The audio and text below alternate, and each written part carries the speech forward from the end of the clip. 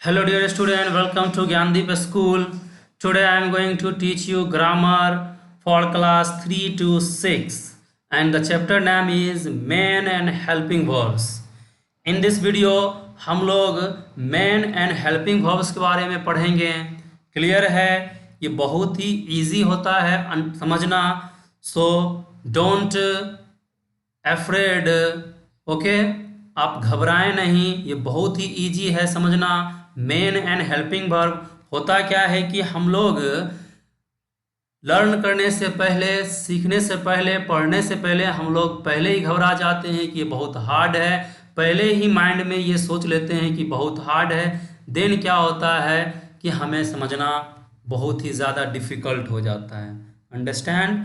सो आप कोई भी क्लास करने से पहले आप ये सोचें, it's too easy to understand.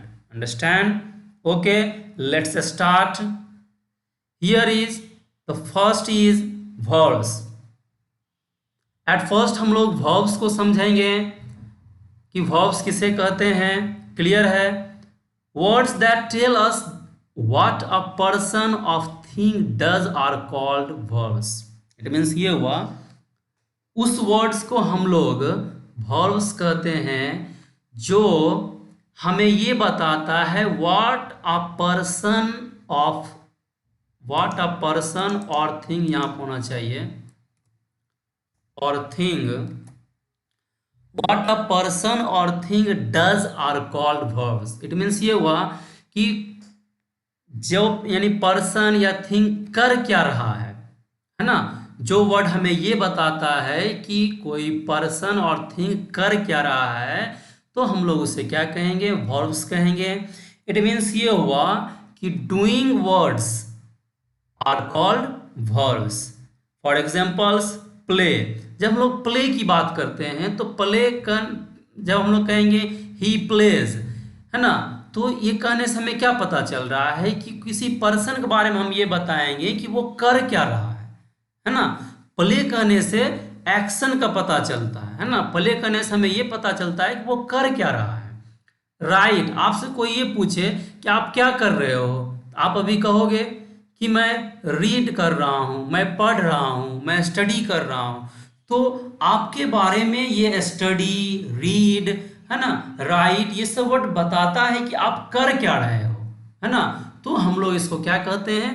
Verbs कहते हैं. जैसे कोई ऐसा है जो स्विम कर रहा है ना, स्विमिंग कर रहा है, तो कोई पर्सन के बारे में हम ये पूछेंगे वो क्या कर रहा है तो कहेंगे स्विम कर रहा है, स्विमिंग कर रहा है. तो इससे भी हमें क्या एक्शन का पता चलता है. दैट मीन्स ये हो गया कि वो पर्सन कर क्या रहा है, हमें ये पता चलता है. क्लियर है? इसको हम लोग क्या कहेंगे? वर्ब्स कहेंगे. वर्ब्स को समझना बहुत ही इजी है. हम लोग वर्ब्स को ज़्यादा डिफ़िकल्ट समझ जाते हैं. दैट्स वाई क्या होता है, ये समझना बहुत ही डिफ़िकल्ट हो जाता है, जबकि वर्ब्स है कुछ भी नहीं. और वन मोर थिंग्स हमें याद रखना है कि कोई भी सेंटेंस वर्ब्स के बिना नहीं हो सकता है. किसी भी सेंटेंस में कम से कम एक वर्ब निश्चित रहेगा. ज़्यादा से ज़्यादा 2, 3, 4, 5 कुछ भी रह सकता है, बट कम से कम एक वर्ब्स निश्चित रहेगा. क्लियर है? There is no existence of sentence without verbs. Clear है? वर्ब्स के बिना सेंटेंस का कोई एग्जिस्टेंस नहीं है. और यू कैन से दैट्स अगर आप वर्ब्स को सेंटेंस में नहीं देते हैं तो वो सेंटेंस कंप्लीट होगा ही नहीं. क्लियर है? नो अब हम लोग वर्ब्स के टाइप को देखेंगे. The first is main verbs. पहला हमारा क्या है? मेन वर्ब्स है. आप नेम से ही समझ सकते हैं मेन वर्ब, है ना. हम लोग मेन वर्ब उस वर्ब्स को कहेंगे जो सेंटेंस में मेन वर्क कर रहा है. क्लियर है? तो मेन वर्ब्स को समझने के लिए हम लोग इसको एग्जाम्पल से समझेंगे. क्लियर है? Look at this sentence.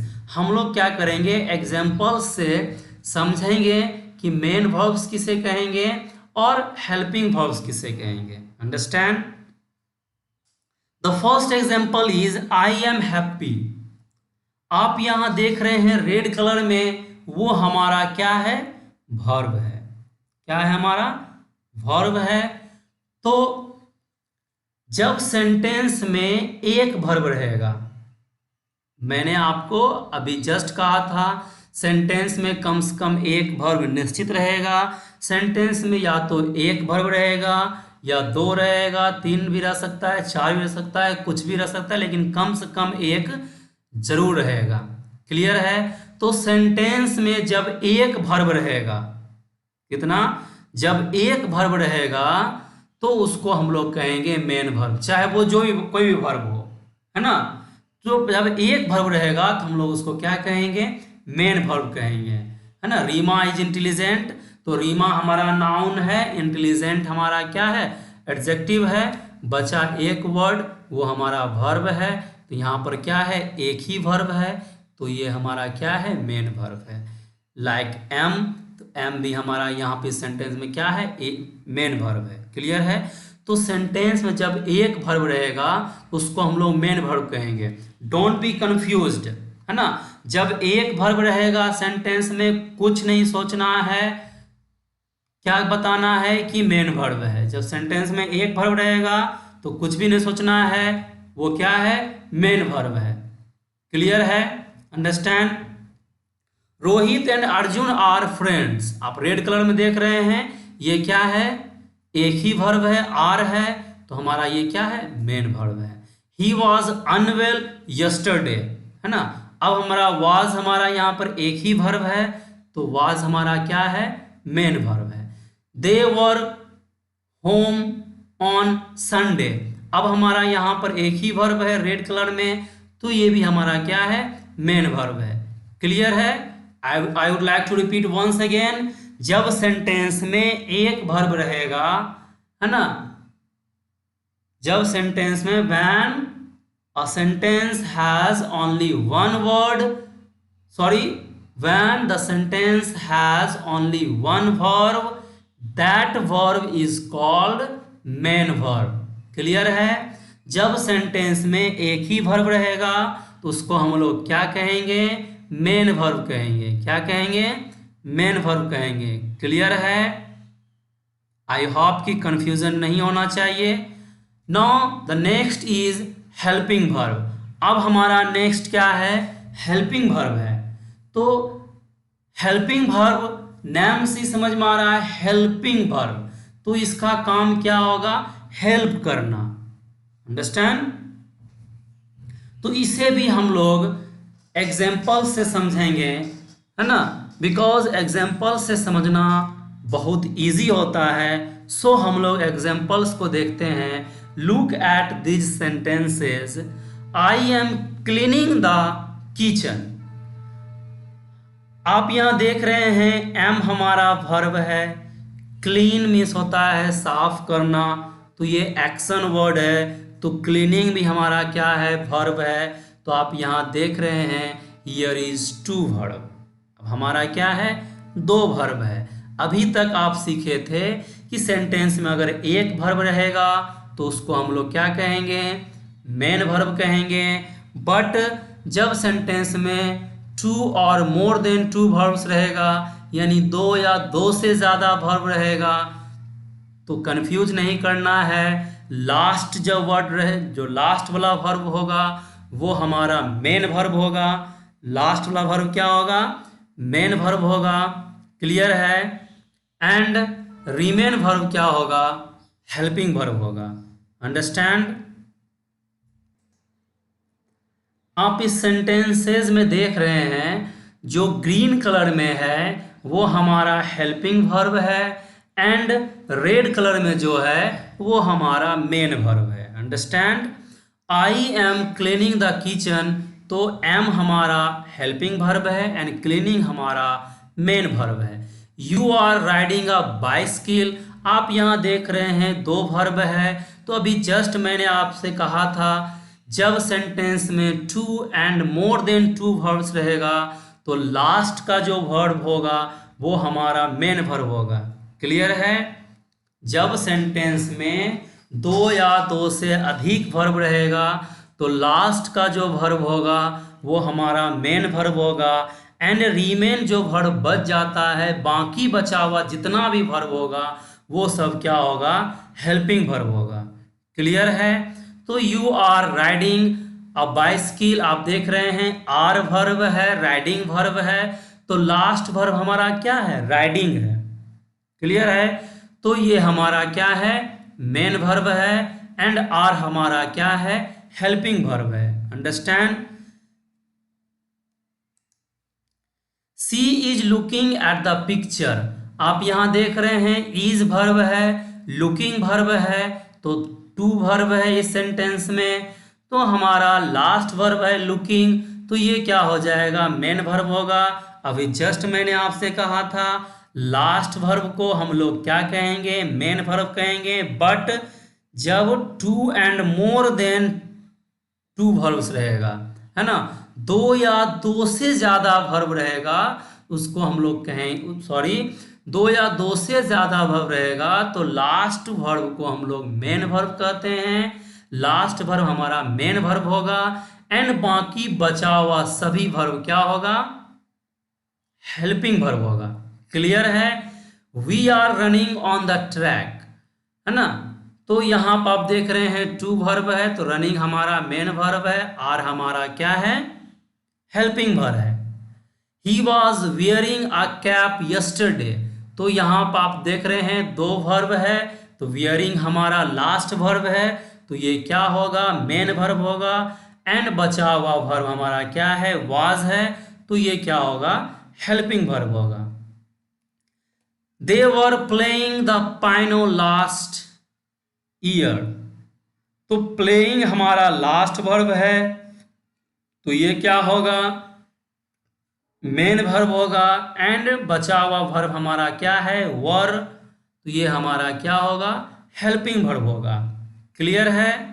Now I would like to repeat once again, main verb जब सेंटेंस में एक वर्ब रहेगा, जब सेंटेंस में एक वर्ब रहेगा तो वो मेन वर्ब होगा।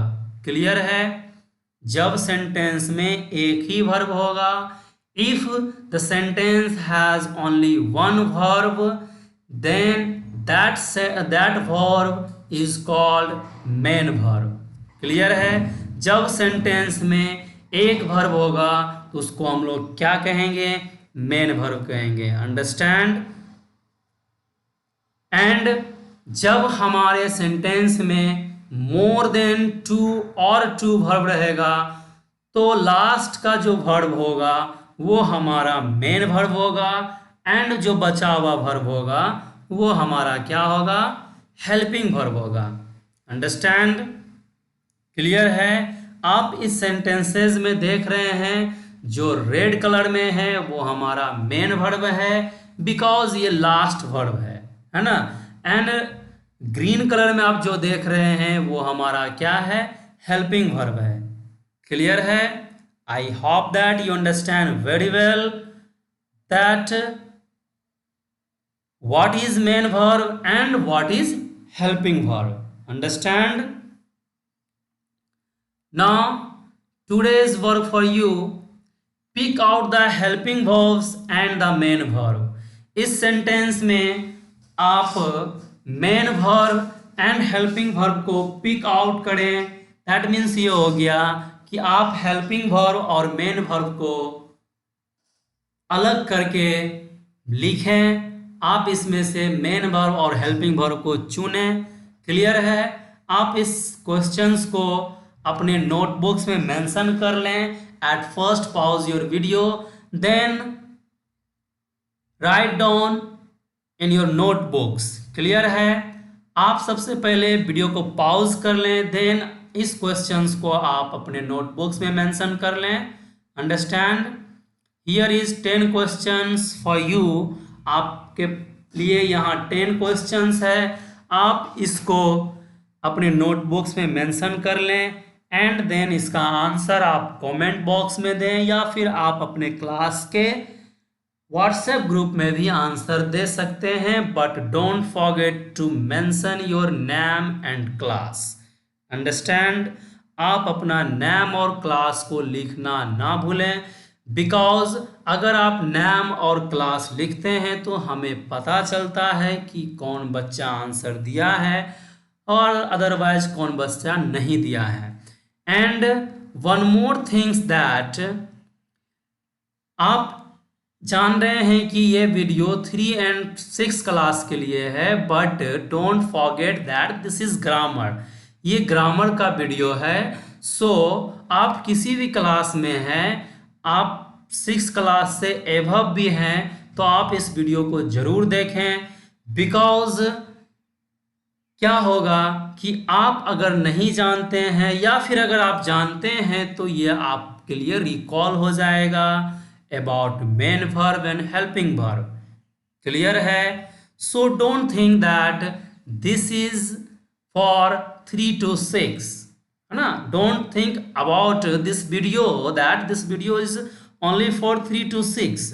If you are in 7 class, if you are in 8 class or 9 class or 10 class also, then you should also watch this video because it recall you about main and helping verb. Understand? आप भी इस video को देखें, है ना? Then क्या होगा कि आपका एक रिवीजन हो जाएगा, रिकॉल हो जाएगा। क्लियर है? Okay, thank you to all. That's all for today.